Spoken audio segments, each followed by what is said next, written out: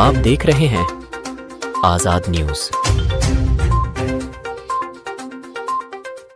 నేను Saidabad PS back side ఉంటా, సైదాబాద్ కాలనీలో, ఎల్సిహెచ్ కాలనీలో. అయితే నా కొడుకు పేరు ఈశ్వర్, ఆవుల ఈశ్వర్. స్కూల్కి వచ్చిండు, మార్నింగ్ 9 o'clockకి స్కూల్కి వచ్చిండు. నాకు ఎగ్జాక్ట్ 12:15కి ఫోన్ వచ్చింది, మీ అబ్బాయి తలకాయ పగిలిందని చెప్పి ఫోన్ వచ్చింది.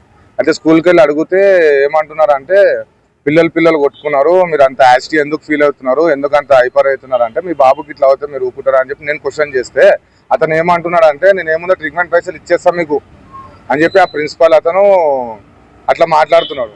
ఇప్పుడు ఏం చేసేది ఉంది, ఇప్పుడు ఏం చేస్తారు అది ఇది అని చెప్పి పిలిపించి, వాళ్ళని ఎవరినో పిలిపించి, ఒక 2-3 పిలిపించి మమ్మల్ని బయటికి పంపించినారు. దాని తర్వాత మేము మళ్ళీ సీసీటీవీ ఫోటేజ్ కావాలని అంటే టెక్నీషియన్ వస్తున్నాడు అని చెప్పి ఇప్పటికి 1.5 hour అవుతుంది.